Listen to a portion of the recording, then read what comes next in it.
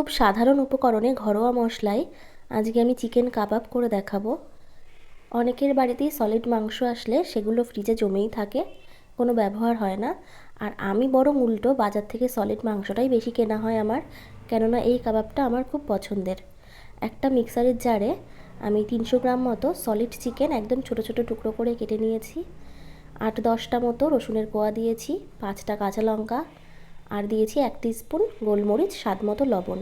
এই কাবাবটা আমার একটু ঝাল ঝাল খেতে ভালো লাগে, আপনারা চাইলে কিন্তু লঙ্কার পরিমাণটা কমিয়েও নিতে পারেন।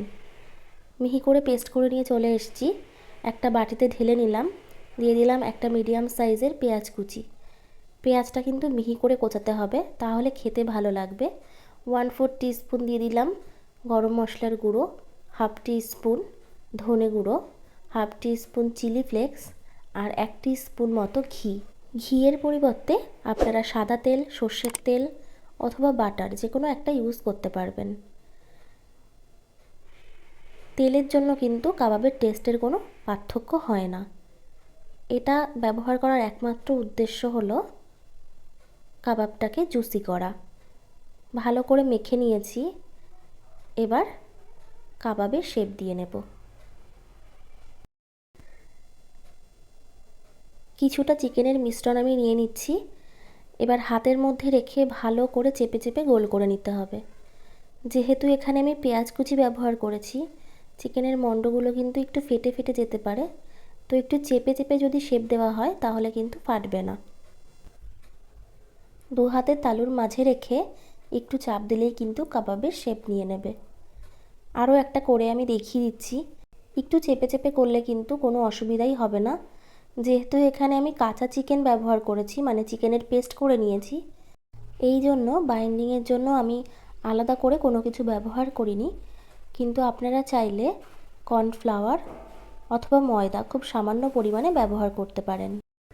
যারা ডায়েটে আছেন, তেল মশলা কম খাচ্ছেন, তারাও কিন্তু একবার একটু এভাবে করে খেয়ে দেখতে পারেন।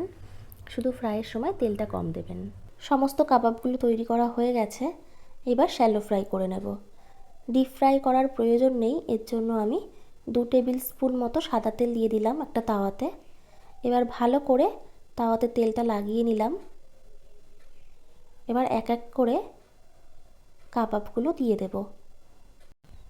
যেহেতু কম তেলে আমি কাবাবগুলো ভাজবো, এর জন্য গ্যাসের ফ্লেম কিন্তু মিডিয়াম টু লোতে রাখবো। যদি আমি হাই ফ্লেমে ভাজতে যাই তাহলে ভিতর থেকে কাঁচা থেকে যাবে আর বাইরেটা পুড়ে যাবে।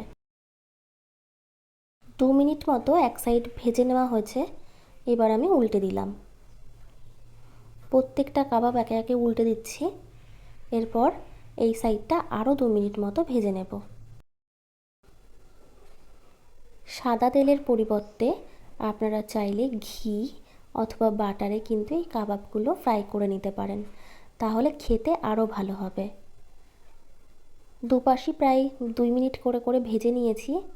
সুন্দর একটা কালার চলে এসছে, চিকেনটাও সুসিদ্ধ হয়েছে। আমার তো সন্ধ্যের টিফিন রেডি। এবার আমি এগুলোকে তুলে নিয়ে সার্ভ করে দিচ্ছি।